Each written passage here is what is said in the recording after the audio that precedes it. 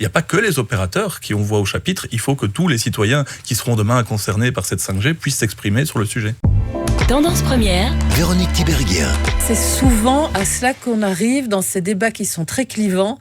C'est qu'un camp traite de complotiste l'autre ou le ridiculise et donc il n'y a pas de débat. En fait, au niveau des deux camps, ce complotisme, il est vraiment il est difficile à cerner parce qu'en effet, il y a des informations qui semblent assez ridicules qui circulent, mais ça fait le lit, entre guillemets, de l'autre camp. C'est-à-dire qu'en fait, en tout cas, si je prends les promoteurs de la 5G, eh bien maintenant, dès que quelqu'un remet simplement en question, par exemple, l'utilité ou l'usage de la 5G, on ne dit pas qu'on dit que c'est pas bien, on dit simplement réfléchir, ah tiens, mais on veut mettre la 5G, pourquoi faire, dans quel projet de société, etc.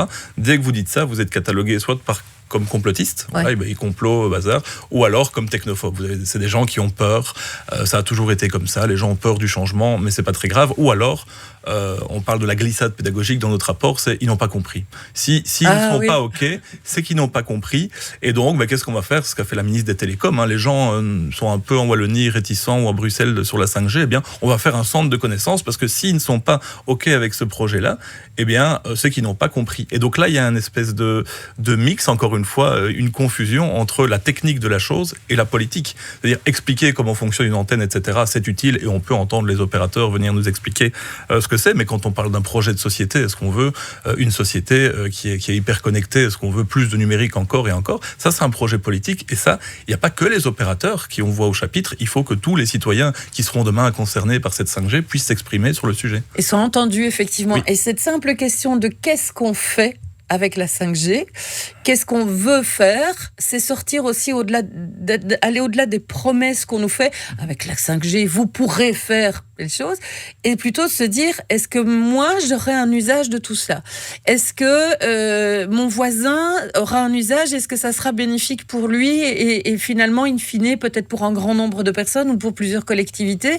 Donc, c'est réfléchir effectivement à ces usages. C'est pas une question qui revient du tout en ce moment dans le débat. Non, c'est ça, parce que forcément, en tant que citoyen, on se pose la question, mais pour moi, qu'est-ce que ça va changer?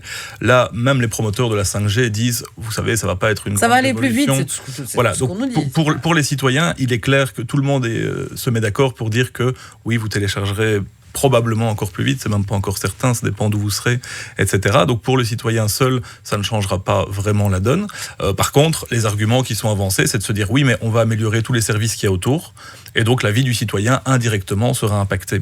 Maintenant, dans la réalité des choses, avec toute l'analyse que nous on a faite derrière, c'est que là où il y a un réel intérêt de la 5G, c'est du côté industriel. Encore une fois, les promoteurs 5G s'accordent aussi à dire ça. Mais donc on pourrait se dire, l'industrie en a besoin. Il faut encore aller plus loin dans la nuance. Certaines industries pourraient en avoir besoin. C'est-à-dire que les cas d'usage qu'on a pris ici avec Audi, par exemple, ce sont des énormes entreprises, ce sont des grosses entreprises, et ces entreprises ont des lignes de production qui sont aussi assez gigantesques.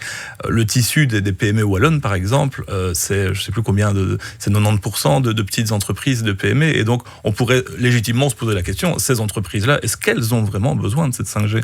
Donc il faut toujours aller plus loin dans la nuance, dans ce cas-ci se dire, tiens, mais ça va servir aux citoyens, aux infrastructures, on nous parle aussi beaucoup de la voiture autonome.